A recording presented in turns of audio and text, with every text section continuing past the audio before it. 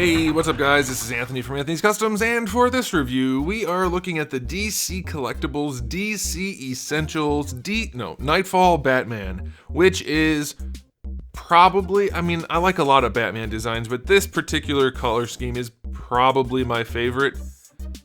I think it is. I think it really, really is. I love this slightly darker blue with the gray and the yellow, and I just think it's fantastic. And I was so excited when they said they were making this, and I was so excited that it wasn't the first DC Essentials Batman figure to come out because, the line definitely was going to have some growing pains.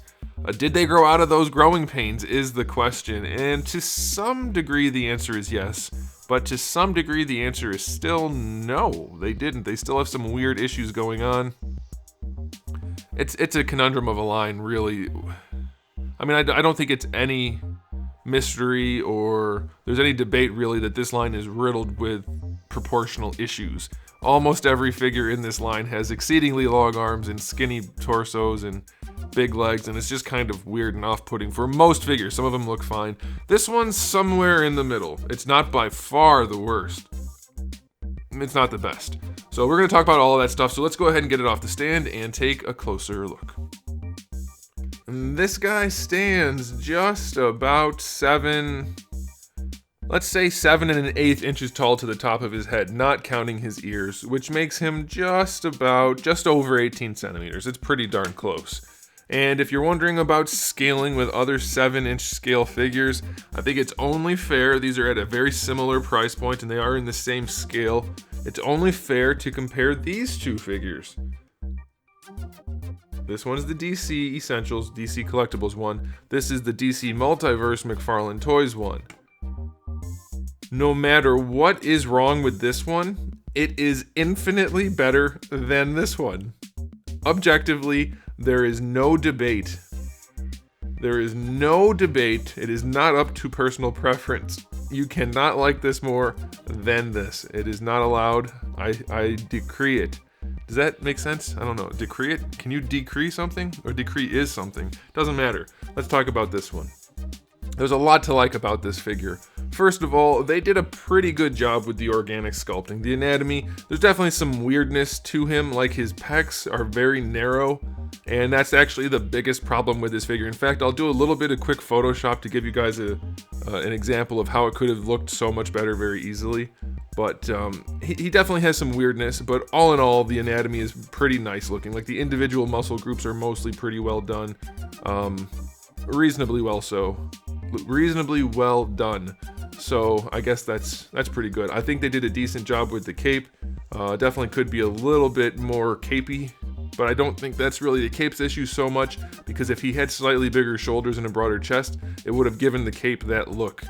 And so again, we're going to come back to the chest being the issue of being a little bit too narrow and a little bit odd. But all in all, the specific parts of the sculpt look very nice on this guy. The best thing, I think, is the head. He's got a really nice noggin. That is a good Batman head. I like it. I like it a lot. And so that's pretty good.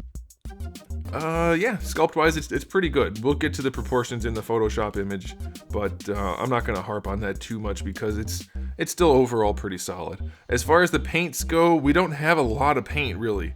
We have a little bit out for the gloves, and that's pretty good. The boots are a separate piece.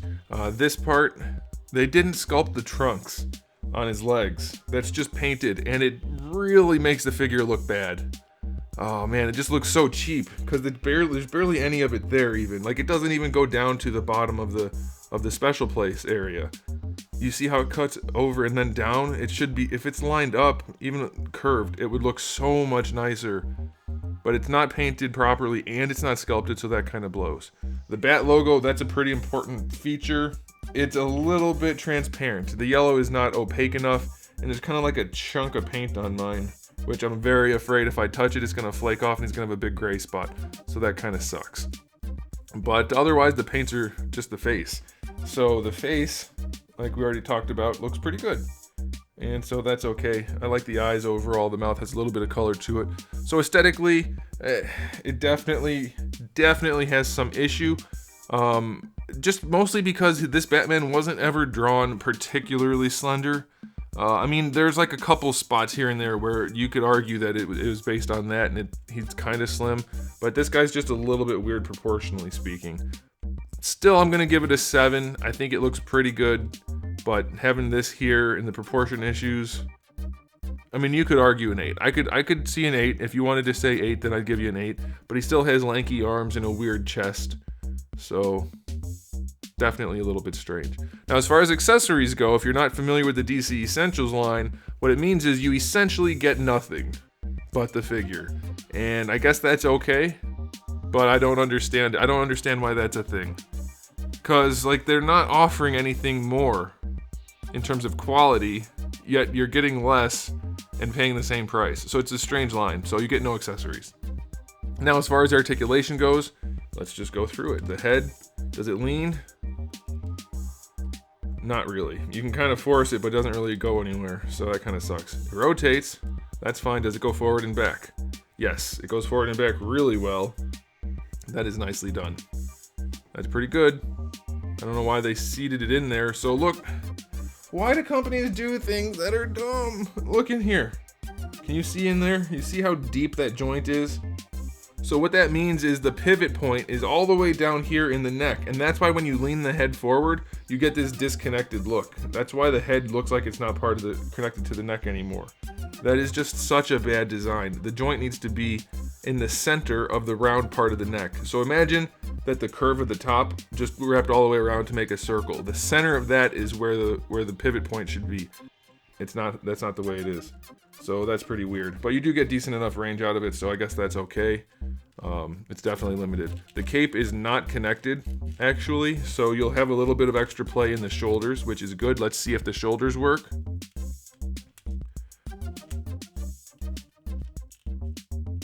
Not really. I mean, if kinda. No, not quite horizontal, and there's really no good excuse for that, so that kind of blows. Do they rotate all the way? Yes, until they hit the cape, so that's okay. Bicep swivel is fine. Double jointed elbow is fine. You got plenty of range there. Wrist swivel and hinge, of course, that's okay.